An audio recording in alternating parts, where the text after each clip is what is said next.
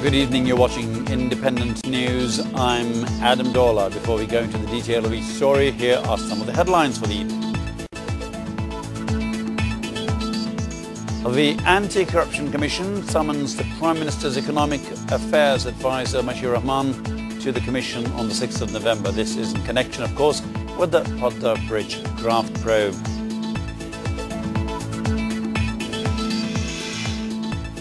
"122 people are missing after trawler capsizes near St. Martin's Island. The passengers of the trawler were trying to reach Malaysia by sea illegally.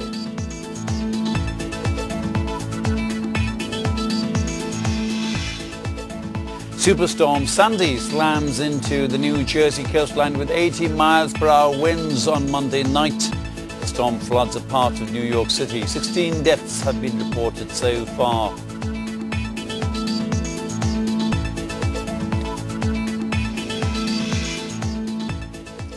The Anti-Corruption Commission, or ACC, has summoned the Prime Minister's Economic Affairs Advisor Mashur Rahman to the Commission office for the 6th of November.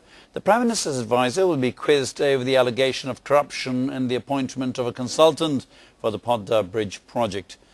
ACC Chairman Ghulam Rahman also said that the Commission has submitted all documents to the World Bank related to the alleged corruption in the Podda Bridge project. Dr. Mashur Rahman is among those whose roles have been questioned by the World Bank. An FIR will be filed if anything unlawful is found after the primary investigation. Indian High Commissioner in Dhaka, Pankaj Saran, called on Prime Minister Sheikh Hasina at her office in the capital today. The Indian envoy conveyed the Eid greetings of Indian leaders to the Bangladesh Prime Minister. Pankaj Saran said that the Indian President and the Prime Minister conveyed appreciations to Sheikh Hasina for her success in keeping the country's macroeconomy stable despite a global meltdown. During the meeting, the Prime Minister and the Indian High Commissioner discussed different unresolved issues between the two neighbouring states. They discussed issues like the water-sharing deal of the Teesta River, gas imports from Siliguri, border demarcation, and also the execution of the projects under the Indian credit line.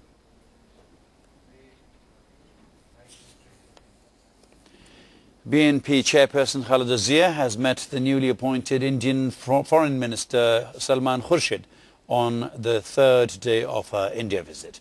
The meeting at noon took place at Hyderabad House in Delhi. Later, Khaleda, together with her entourage, attended a lunch given by the Foreign Minister. Khaleda was also scheduled to meet Indian President Pranab Mukherjee and Congress Chief Sonia Gandhi. Former diplomat Shamsi Mobeen Chaudhry informed that the time for those meetings has not yet been fixed. Earlier today, Khaleda held a meeting with the Indian National Security Advisor Shiv Shankar Menon. The BNP chairperson is scheduled to visit Lal Killa, the Red Fort, in Old Delhi tonight.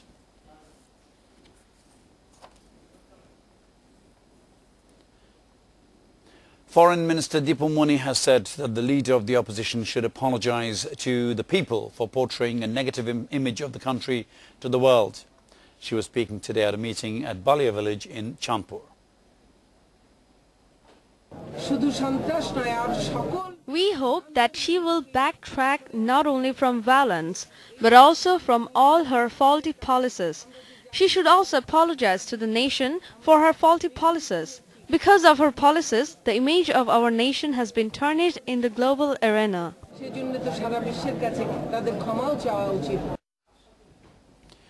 Side news from the coastal area. 122 people have been missing since a trawler capsized near St. Martin's Island in Cox's Bazar. 6 others have been rescued so far. The passengers of the trawler were trying to reach Malaysia by sea illegally. A group of people boarded a trawler in Teknaf on the night of Eid to illegally travel to Malaysia. While the trawler's maximum capacity was 70 to 80 people, 128 people got on it. After travelling some distance, the trawler's hull cracked and slowly it submerged. A boat travelling close by saw people floating in the water and rescued 5 people. No rescue efforts could be launched as the location of the capsize could not be specified.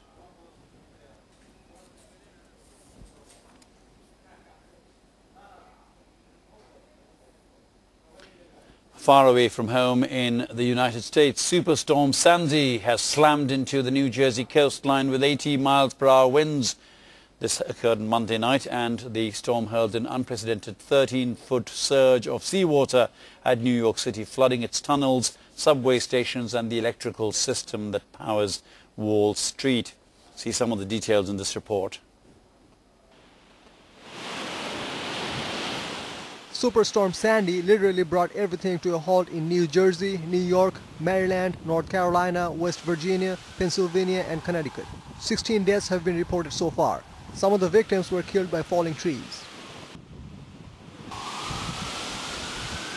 The power was out for hundreds of thousands of New Yorkers and an estimated 6.2 million people altogether across the East.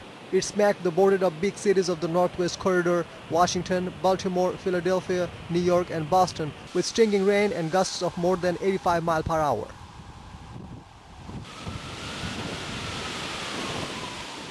The storm brought the presidential campaign to a halt a week before Election Day. Airlines cancelled more than 12,000 flights in the region. Storm damage was projected at $10 to $20 billion, meaning it could prove to be one of the costliest natural disasters in U.S. history. Focusing on Bangladesh again, Home Minister Mohiuddin Khan Alamgir has alleged that the BNP is trying to create anarchy in the name of a movement over the Ramu incident. He warns that the government will use all its strength to foil any such attempt. Mohiuddin Khan Alamgir made the comments while talking with journalists after a meeting with the UNDP delegates at the Secretariat today. The minister said that the government is now taking measures on the Ramu violence in accordance with the 11 recommendations made by the probe committee. Alamgir claimed that the Buddhist temples were set on fire in Ramu as part of a national and international conspiracy to create anarchy in the country.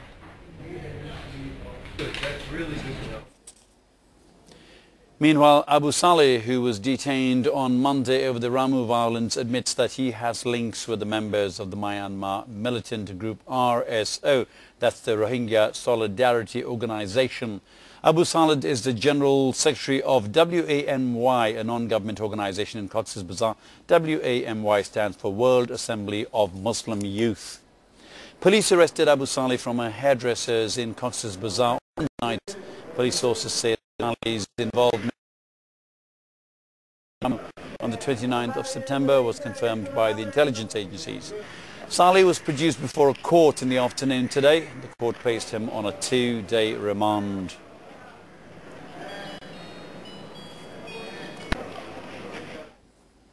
A Dhaka court has dismissed a defamation case filed against Shipping Minister Shah Jahan Khan and Awami League lawmaker Israfil Alam. Earlier in the day, the Awami League leaders were sued for making derogatory remarks about BNP leader Rafiqul Islam Mia. The Awami League leaders were also accused of threatening to kill the BNP leader. Metropolitan Magistrate Muhammad Shahidul Islam dismissed the case. He explained that the complainant has no jurisdiction to file the case since he was not present during the incident. Advocate Shamim Kabir, Joint Secretary of the Dhaka Bar Nationalist Lawyers Forum, filed the case with the Metropolitan Magistrate Court in the morning. Shipping Minister Shah Jahan Khan reportedly threatened to kill Rafiqul Islam Mia during a live talk show aired by private television channel RTV on the 23rd of October.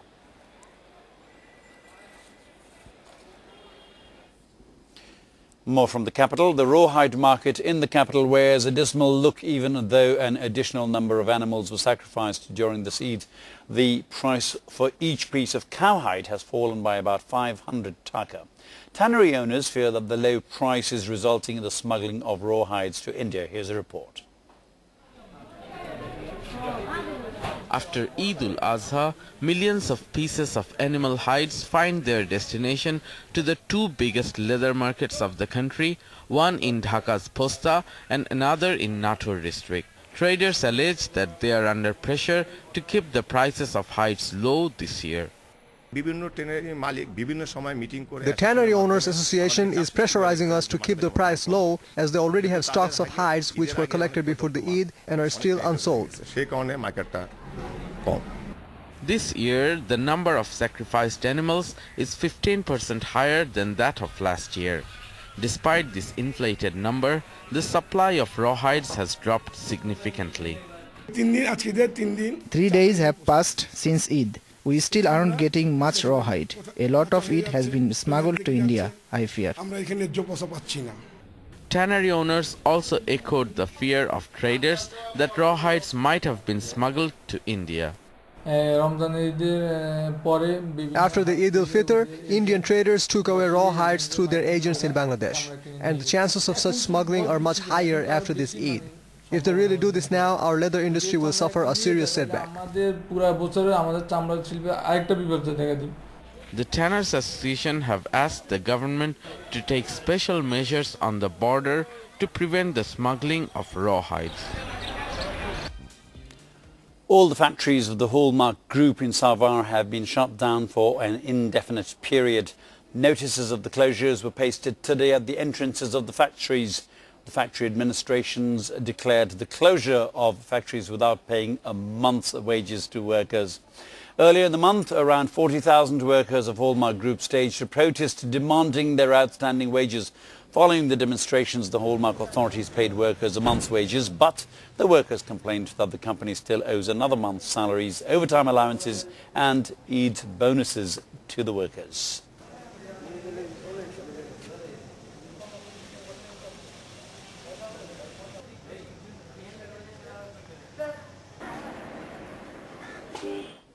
For further news, I'll hand over to my colleague Adnan Hussain. Adnan, my God, you were gone for quite a few days. I didn't see you at Eid, did I? Absolutely. Where were you? What were you doing? Do you expect? Eid. Why was Eid? Oh, great. Great. Okay. Absolutely. Right. Hilsa fish has been a world-famous traditional delicacy in Bengali cuisine for a long time. Recently, the production of hilsa in the country has dropped alarmingly. Our reporter Shahriar Anirban went to Rajbari and spent a few days with fishermen along the Podda River to observe the real situation. Here's the report. Fishermen in the Podda River lay their nets and wait for days and nights with the hope of catching some big hilsa fish. Most of the time, their tired, weary faces only turn more gloomy after they pull the nets out of the water. We don't get much fish here in the Podda. Hilsa fish have changed their course of migration. Hilsa usually live in deep sea water and come to river for spawning. However, due to the decreased water flow in the Podda, hilsa fish now hardly migrate to the river. This has resulted in an alarming decrease of hilsa production in the country. The number of fishermen has increased to a great extent. They lay their nets everywhere, barring hilsas from swimming upstream to the Podda. The other major threat to hilsa availability is the navigability crisis in the rivers. Professor Dewan of Dhaka University suggested ensuring proper conservation of the river ecosystem in order to increase the production of hilsa. Deputy Commissioner of Jhalokati, Ashok Kumar Bishwas, has advised Liman Hussain to apply for clemency from the 2 cases filed against him by the Rapid Action Battalion. The 16-year-old college boy was wounded by RAB in March this year. The DC also assured that on the basis of Liman's application, he would recommend to the Home Ministry the withdrawal of the 2 cases against Liman. The recommendation will be made on the condition that Liman's mother also withdraw her cases filed against the RAB personnel, accusing them of attempting to murder her son. On March 23, 2011, 16-year-old Liman was shot and maimed by RAB personnel near his village home when he went to fetch the family cattle from the field near his house in Chaturia village in Rajapur Upazila. Following the shooting, RAB filed 2 cases against Liman, one accusing him of possessing firearms and the other of obstructing law enforcers from conducting their duties. Liman's mother, Hernora Begum, also filed a case with Rajapur Police Situation accusing him of RAB personnel of attempting to murder her son, Liman.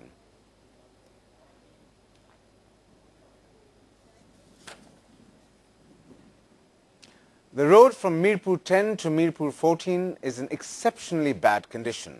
Hundreds of thousands of people use the road every day. Residents of the neighboring areas are quite fed up as the condition of these roads is not improving. The road that connects from Mirpur Shenpara Club to Mirpur 14 is also badly damaged. About a year and a half ago, Dhaka Washa broke this road to put in a pipeline. Since then, the road has not been repaired. During summer, the street is full of sand and dust, and during the rainy season, it is filled with mud. Vehicles don't want to ply. Rickshaws charge higher fares, and if it rains, we can't even walk. This is the condition of the main street that runs from Mirpur 10 intersection to Mirpur 14. There are potholes everywhere. There has been no repair work on this road in the last few years. My stomach aches every time I travel on this road. Drivers are also frustrated with the road condition. Vehicles frequently break down because of the road conditions. We can't drive properly on this dilapidated road.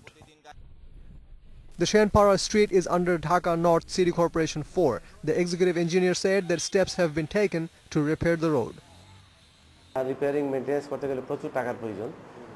It will cost us a lot to repair and maintain the road, so we are taking this under different projects and we will repair it once the projects have been approved. City Corporation Area 2 is responsible for the road that runs from Mirpur 10 to Mirpur 14. Officials of the Dhaka City Corporation Area 2 refuse to comment on this issue.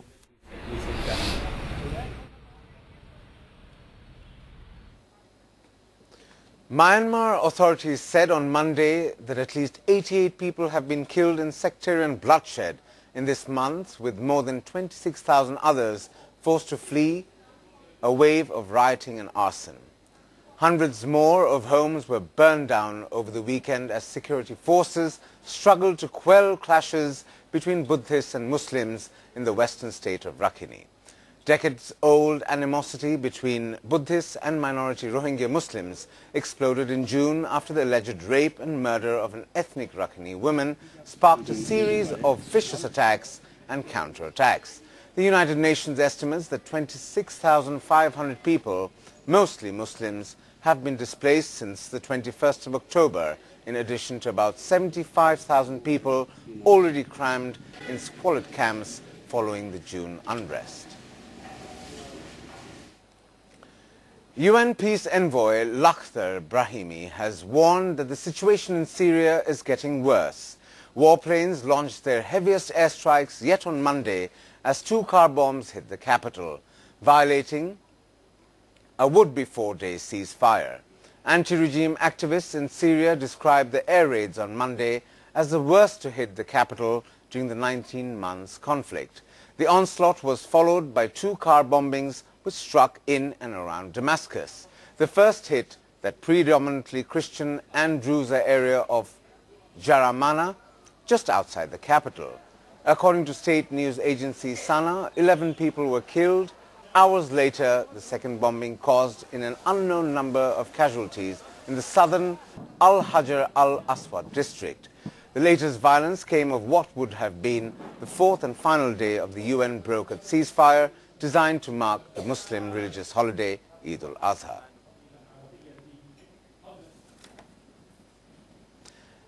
And now we have sports news. Bangladesh women team have lost to Pakistan in the second semi-final of the Asia Cup T20. Batting against a relatively low 83 runs target given by Bangladesh women, the Pakistan team comfortably reached there, losing 4 wickets and having 2 overs and 2 balls to spare.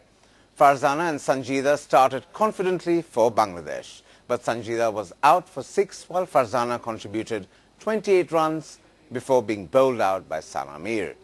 Rumana scored only 4 and Lotha 1. The other managing to reach a 2-digit score were captain Salma making 14 and Shuktara scoring 16 runs. Bangladesh total stood at 82 for 7 at the end of the stipulated 20 overs. The Pakistani openers also faltered and lost 2 wickets in just 14 runs. But a third wicket partnership between Bisma Maroof and Nida Dar added 44 runs to bring reassurance to Pakistan camp. Maroof remained unbeaten at 27, bringing a 6-wicket victory over Bangladesh. The win also takes Pakistan to Asia Cup T20 final, where they will play against India. India, topping the table, advanced to the final after the semi-final between India and Sri Lanka was abandoned due to rain without a single ball bowled. That's all from me. Back to you, Adam. Well, thank you. I believe we have an update still. Before we finish this bulletin for the evening, let me give you this tip. You can get more news and updates from independent television through your mobile phones. For breaking news, go to your mobile message option, type start space B and send to 16232. For daily news updates, type start space DN, that's DN for daily news, and send to 16232. You can also call 16232 from any operator to listen to the latest headlines in Bangla. And that was it for this evening from both of us. We want to say good night and we hope you'll be with us tomorrow at 8 o'clock as well. Good night. Good night.